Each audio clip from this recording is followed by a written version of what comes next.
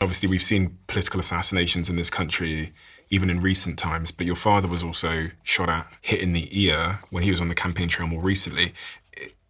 What's that been like? And what does it actually, can you give me any specifics on what that actually means? When you become involved in politics, how does life change from a security perspective? Yeah. I think, well, it changes radically. Now we're protected by U.S. Secret Service, and I'm so grateful to the men and women who take care of my family, took care of my father, protected him, and risking their own lives to do so, and now do so for me and my children. So very grateful to all of them. But it's scary. We live in very troubling times, and the fact that there is a correlation between service and violence is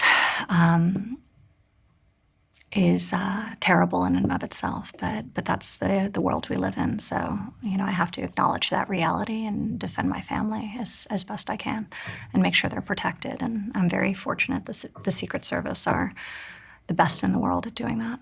Where were you in 2024 in July when you heard the news that your father had been shot in the ear?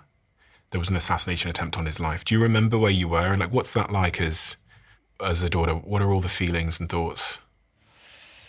I was in Bedminster, New Jersey, and there was a lot of commotion, and the televisions were on, so I saw it almost immediately. Not in my house. I actually don't love watching television. But out by the pool and the bistro. And it was almost real time. It was before he had stood back up that I had seen what was transpiring, and two of my children were there. So my first reaction was to turn them away. But it was incredibly difficult. Interestingly, I knew real time in that moment that he was fine.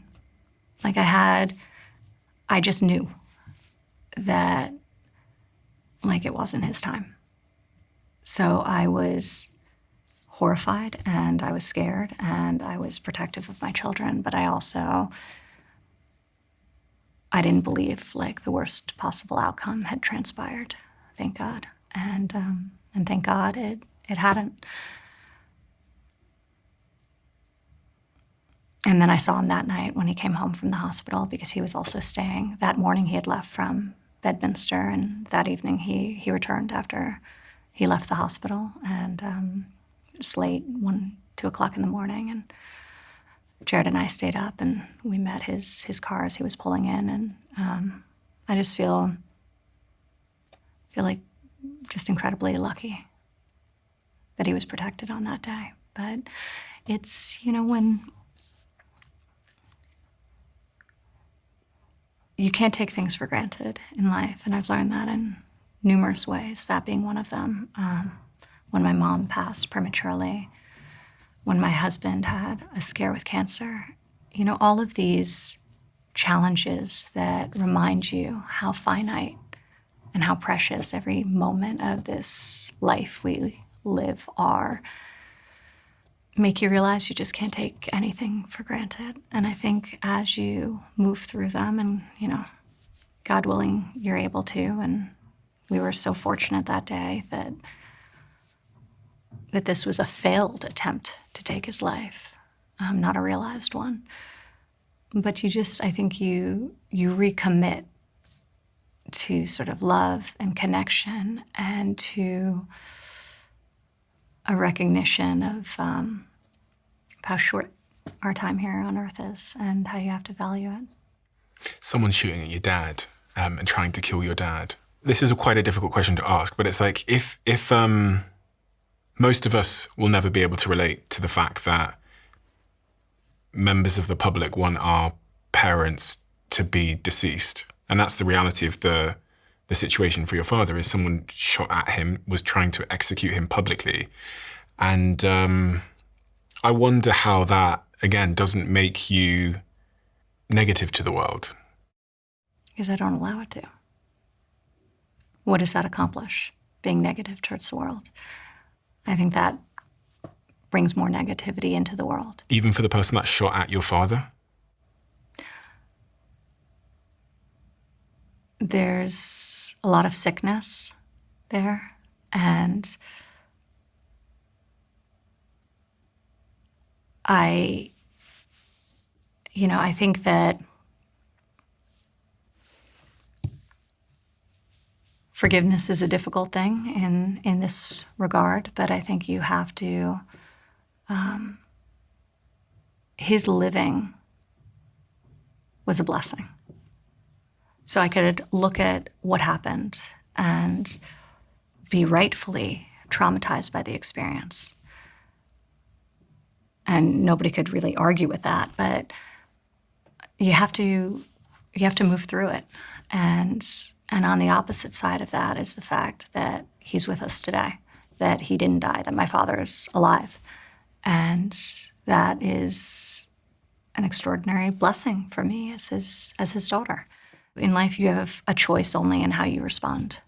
And I choose to see the positive outcome that transpired and dwell there.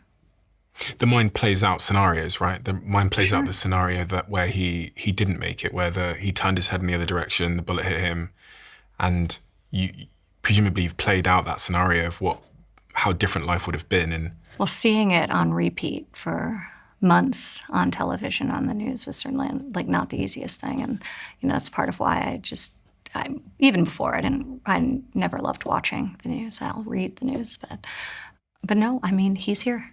Really felt like a miracle and a blessing, and that's what I focus on. I can see the emotion again in you, which is, again, it's fascinating to me because I've heard people around you speak about it, but the emotional toll seems to be more still sort of present in you about that incident than it does about other people that I've heard speak about this. Well, he's my father. He's my father, and he almost lost his life that day, but he didn't. And I feel truly grateful for that. And in this second season of his presidential career, you decide that you want to pursue many other business developments and real estate developments. You step away from politics in 2022, I believe. You announced that you would not be returning for the third election campaign. You said, this time around, I'm choosing to prioritize my young children and the private life we're creating as a family. I do not plan to be involved in politics. You also said on Lex's podcast, politics is a pretty dark world.